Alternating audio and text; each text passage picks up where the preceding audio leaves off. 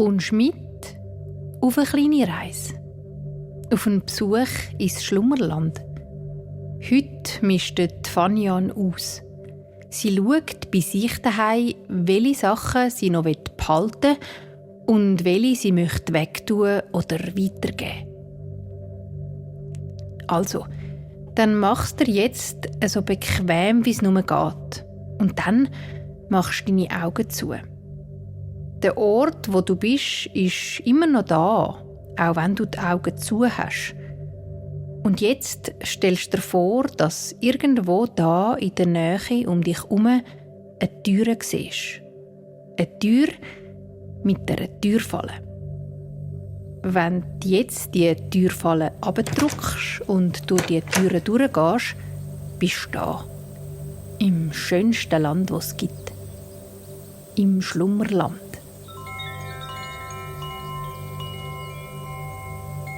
Im Schlummerland entsteht jeden Tag ganz viel Neues. Wenn zum Beispiel ein Tannenzapfen vom Baum geht, dann liegt er zuerst ein Weile am Boden und spreizt dann langsam die kleinen, schmalen Fächli von seinem länglichen Körper ab. So gibt er Zäumchen frei, die in ihm hineingewachsen sind.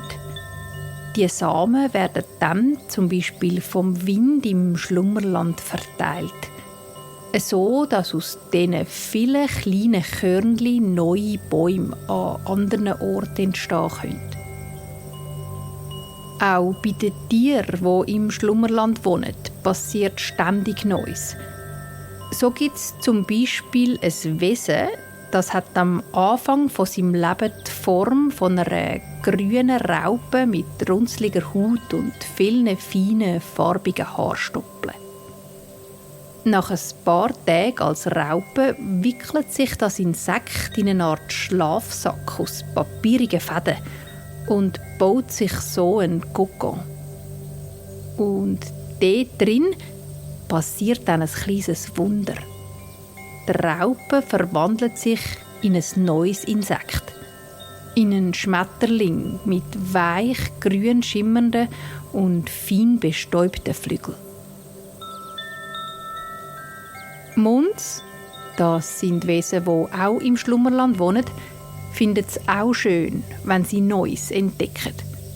Das kann ein neuer Weg sein, wo sie vorher noch nie gelaufen sind. Oder eine Begegnung mit jemandem, wo sie bis jetzt nicht gekannt haben. Mons spüren auch gerne Gefühle nach, die sie zum ersten Mal haben. Zum Beispiel, wie es ist, jemanden gern zu haben oder zu vermissen. Wie bei uns Menschen gibt es alle Arten von Mons. Es gibt solche, die das Leben lang am gleichen Ort wohnen, gern immer die gleichen Sachen um sich herum haben und jeden Tag etwas Ähnliches machen. Und es gibt Mons, die haben es gern, wenn sich etwas tut, wenn sich ihr Leben oft und schnell verändert. Zu den Mons, die gerne Veränderungen haben, gehört auch die Fanian. Zügeln zum Beispiel ist für sie etwas Schönes. Und darum hat sie auch schon an verschiedenen Orten im Schlummerland gewohnt. Jetzt gerade wohnt sie in einem kleinen Häuschen in einem flachen Tal vom Schlummerland. Es ist eine Art ein Dorf, wo mehrere Monshütten beieinander stehen. Dazwischen hat es viele Bäume mit farbigen Früchten dran und in den saftigen Wiesen wachsen ganz ein Haufen essbare Kräutchen. Mitten durchs Dorf fließt ein Bach, wo die Mons, die hier wohnen, gerne daraus trinken oder auch mal drin hineingumpen, wenn es ihnen danach ist. Heute sitzt Fanian in ihrem Haus auf dem Boden, mitten auf einem flauschigen, farbigen Teppich. Im Hütli innen ist es hell, die Sonne scheint durchs Fenster und es tanzen winzige Staubfleckchen durch die Luft, die im Licht ein bisschen aussehen wie Mückli. Der Staub ist aufgewirbelt worden, weil die Fanian heute etwas ganz Spezielles macht. Und zwar ist sie ihr Zuhause am Ausmisten und Aufräumen. Es ist nämlich so, dass die Fanian gerne Sachen sammelt. Kleine Ästchen und Steine, die sie am Boden findet. Oder Zeug, die sie bastelt oder bekommen hat. Diese Sachen hat sie dann eine Weile um sich, schaut sie an oder spielt mit ihnen. Allerdings spürt sie dann einmal auch irgendwann, dass der Moment gekommen ist, um zu schauen, welche von den Sachen ihr verkleidet sind und vielleicht jemand anderem mehr Freude machen als ihr. In ihrer Hand hat Fanian gerade ein Bild, das sie schon vor einer ganzen Weile mal gemacht hat. Sie hat es mit Wasserfarbe gemalt und es zeigt einen rot-orange-gelben Kreisel. Wenn man das Bild anschaut, hat man das Gefühl, in eine Art Sonnenstrudel zu schauen. Das Papier ist recht verkrugelt, weil die Fanian mit ganz viel Wasser gemalt hat, so dass die Farben richtig ineinander verlaufen. Das Bild ist jetzt lang über ihrem Bett gehangen, so dass sie es viel angeschaut hat nach dem Aufwachen oder vor dem Einschlafen. Es ist ihr, als wenn sie jeden kleinsten Pinselstrich auswendig kennen würde. Die Fanian hebt das Bild etwas höher auf und schaut es von Nähem an. Sie merkt dabei, dass es nicht mehr die gleiche Freude in ihr aufweckt, wie wo sie es gemalt und aufgehängt hat. Sie findet es schon immer noch schön, aber es ist ein bisschen, wie wenn man jeden Tag das Gleiche isst. Es kann noch so fein sein. Irgendwann verkleidet es einem.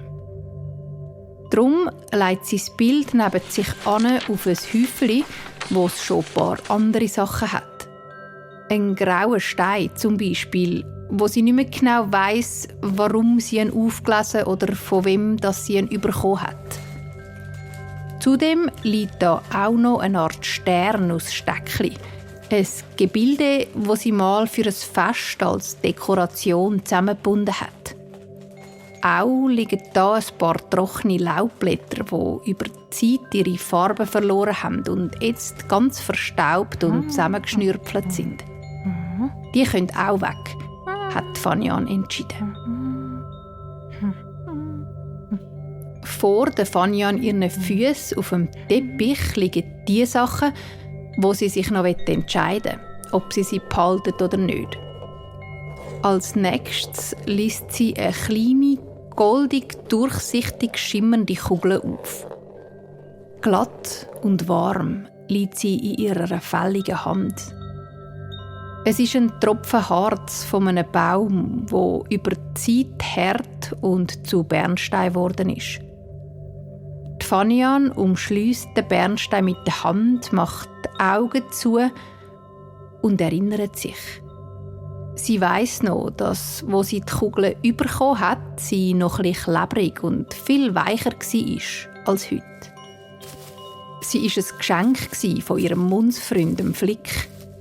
In der Kugel inne sieht sie sogar noch eins vom Flick seine Hörli. Wahrscheinlich ist das dort eingeschlossen worden, wo er das Harz in seiner Hand zu einer Kugel gerollt hat. Die Fanian macht die Augen und die Hand auf und lächelt. Sie ist sich sicher, diese Kugel behaltet sie. Es ist eine schöne Erinnerung an ihre Freundschaft mit dem Flick. Sie legt den Bernstein also nicht zum orangen Bild, sondern auf den Haufen der Sachen, die sie behalten will. Auch da liegt schon anders. Zum Beispiel ein kleines Zupfinstrument, das sie vor noch nicht allzu langer Zeit gebaut hat. Es besteht aus einem ausgehöhlten und getrockneten Kürbis, wo Saiten aus robustem Seegras darüber gespannt sind. Wenn man an denen zupft, entstehen weiche, warme Töne. Die Fanian hat schon fast vergessen, dass sie das Instrument hat, und jetzt hat sie sich vorgenommen, wieder mehr drauf zu spielen. Auf dem Paltenhäufeli liegt zudem ein kleines Küssi aus grünem, gehäkeltem Stoff. Das hat sie von ihrer Freundin, der Appa, bekommen. Es ist etwas staubig, aber noch schön. Man sollte es halt nur ein bisschen ausklopfen. So macht Fanian weiter mit Ausmisten. Ein Gegenstand nach dem anderen schaut sie an, dreht ihn in der Hand und spürt in sich hinein, ob ihr die Zeichnung, das Geschenk oder die Dekoration noch Freude macht. Ob sie noch Lust hat, sie weiter um sich zu haben. Je nachdem, was sie spürt, kommt das Ding auf den einen oder auf den anderen Haufen. Nach einer ganzen Weile hat Fanian die Sachen vor sich auf die beiden Häufen verteilt. Sie steht auf aus dem Schneidersitz und streckt sich in alle Richtungen. Irgendwie ist das noch anstrengend, findet sie. Nicht, weil ihr Körper viel machen müsste. Eigentlich sitzt sie ja einfach nur da. Aber es passiert ganz ein Haufen inwendig. Das sind all die Momente und Menschen, wo sie sich daran erinnert. Geschichten, wo sie schon lange nicht mehr daran gedacht hat, tauchen wieder auf und lassen sie fast vergessene Gefühle und Augenblicke noch mal erleben.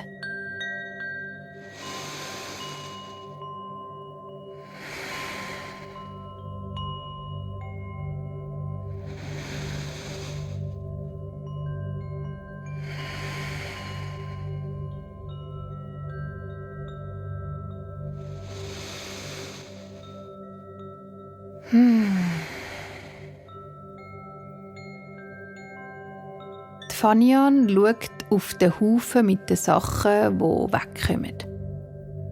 Sie bückt sich und biegt sie in eine kleine Kiste aus Holz, wo sie extra für das ausgesucht hat. Die Blättchen, die Zeichnung, der Steckli-Stern. Sie nimmt das Kistchen und geht zu der Haustür. Sie macht die Tür auf und stellt das Kistchen an die Wand von ihrem Häuschen in die Wiese. Die Luft da aussen ist angenehm kühl. Der Tag ist schon fast vergangen. Es ist am Eindunkeln und über ihr ziehen weiche Wolkenschwaden durch, die ein Streifenmuster in den Himmel zeichnen.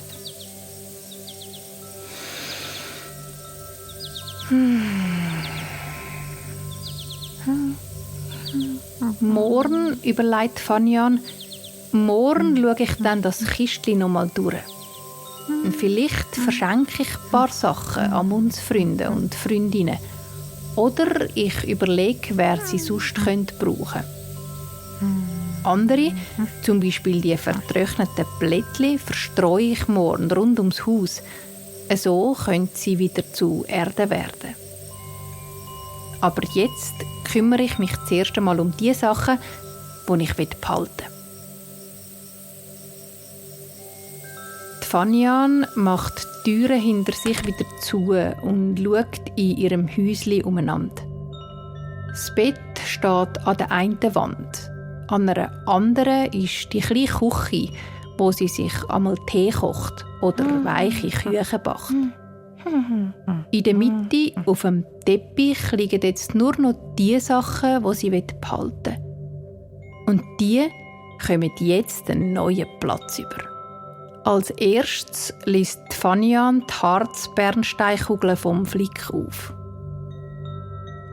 Für die hat sie sich etwas Besonderes überlegt. Sie möchte daraus einen Anhänger für ein Kettchen machen. Allerdings ist das ein Projekt für einen anderen Tag. Darum legt sie den Stein vorsichtig aufs holzige Fenstersims, wo er flicken darf, bis er zum Schmuck wird.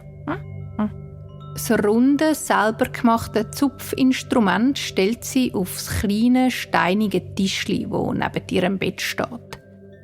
So kann sie jeden Abend vor dem Einschlafen oder auch gerade nach dem Aufstehen darauf spielen. Ein feines oder ein lustiges Liedli, das sie in die Nacht oder in den Tag begleitet.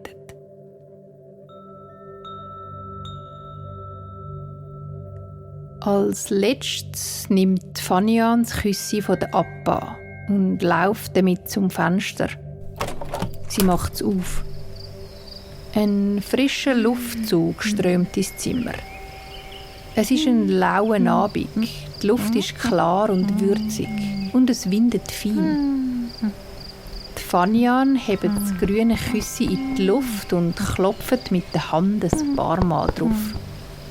Feiner Staub wirbelt daraus raus und wird vom Wind weggetragen in die junge Nacht. Die Farbe vom Küssi verändert sich fast vom einen auf den anderen Moment. Es verliert den gräulichen Schleier und leuchtet wieder grün und satt.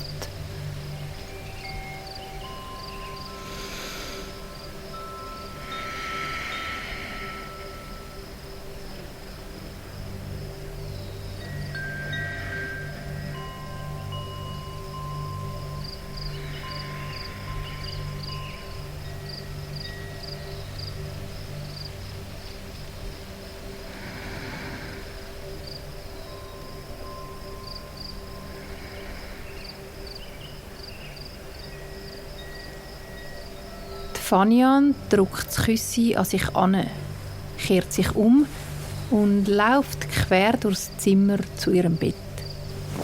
Sie sitzt ab. Das Fenster ist offen und lässt die erfrischende Abendluft hinein.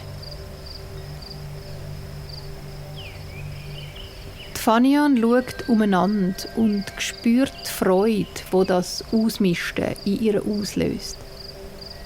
Die Leichtigkeit macht sich breit. Sie spürt sie in ihrem Bauch und auch in ihrer Brust.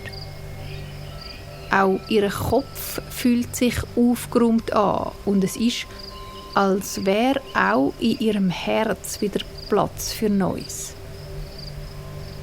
Es tut gut, ab und zu zu entrümpeln, denkt Fanian zufrieden. Es ist befreiend auszusortieren, um ein paar Sachen wegzugeben. Es heisst ja nicht, dass die nicht mehr gut oder schön sind, sondern einfach, dass sie gerade nicht mehr zu mir passen. Ich verändere mich die ganze Zeit. Ist ja nur logisch, dass sich das um mich herum auch verändert.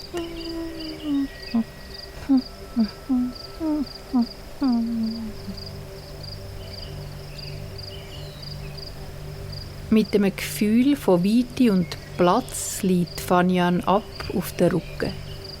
Das Küssi von der Appa schiebt sie sich unter den Kopf. Sie liegt auf dem Rücken und schnauft tief in ihren Bauch ein und aus.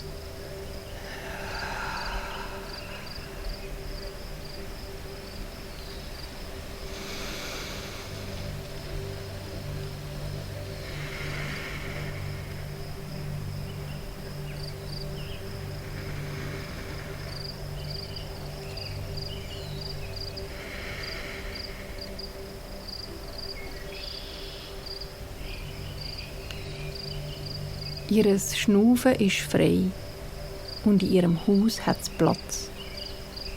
Platz für neue Geschichten und Ideen. Platz für mehr Momente und Erinnerungen.